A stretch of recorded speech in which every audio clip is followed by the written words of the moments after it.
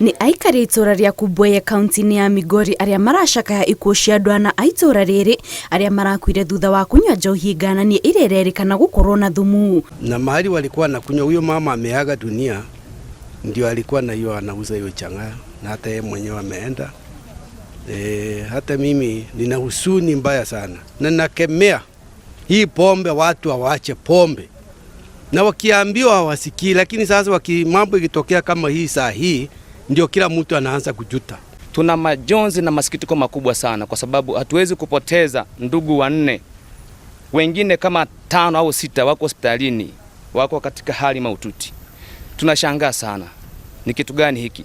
Sasa serikali, jamani, Kenya tunapotea au tunaongezeka? Kuringana na ikaria ya muthenya wa keri thaa 7 cia muthenya niguo gikundi kia andu makiria ma 10 aria maranyuaga njohi ngananie marambiriirie kugumirwo ni mathina matiganite ta kuremwo kuhuhia, gutahika, kuharwo oro hamwe na kurio ni nda, na maracokire kuguthukio thibitarĩ-inĩ indi ana marakua makirigitwo. We got other multiple cases coming in. So when now we noticed is an outbreak.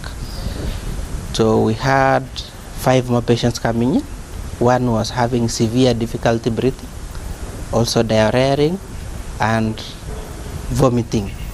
So on our examination, we found the patient had features of aspiration, pneumonitis. So we managed the patient. Unfortunately, we lost him. Andu angi 8 marerikana makometio thibitarĩ-inĩ itiganĩte kaunti-inĩ ya Migori, kuria amwe ao marerikana gukorwo na thina wa kuona. Patients presented symptoms of loss of vision.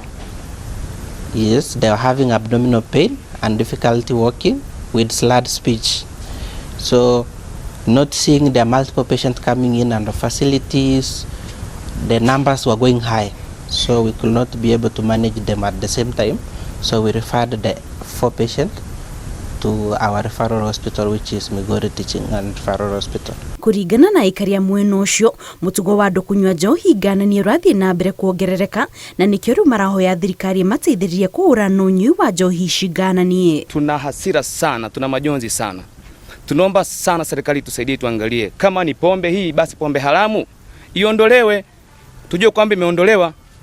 Sio kwamba wanaenda unachukua hela ili waje watengeneze pombe waongeze nyingine. Badala ya kupunguza pombe wanaongeza pombe. Jamani, kweli tutaishi kwa namna hii?